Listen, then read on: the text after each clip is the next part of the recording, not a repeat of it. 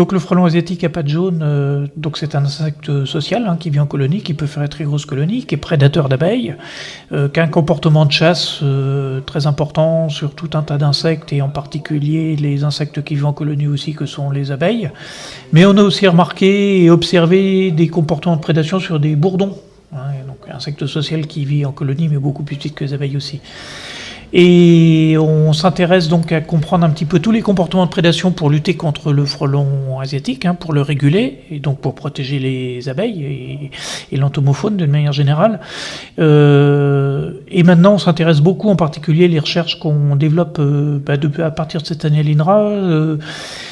s'intéresse beaucoup plus à essayer de comprendre le comportement, la cohésion sociale au niveau du nid et dans la colonie, c'est-à-dire comment se font les régulations des tâches, comment se fait l'accouplement et choses comme ça. Et là, on est en train de chercher du financement, par exemple, pour lancer un nouveau projet de recherche qui serait essayer de mettre des petits émetteurs sur les dos de frelons pour essayer de suivre leur comportement dans la nature, c'est-à-dire les distances entre nids, pour évidemment trouver les nids in fine et savoir s'ils rentrent directement au nid, s'ils vont directement à la ruche, s'ils vont visiter plusieurs ruches avant de revenir au nid, etc. Quelle est leur vitesse d'alimentation, combien de fois ils vont visiter les ruches, combien de fois ils vont attaquer les ruches, etc., etc.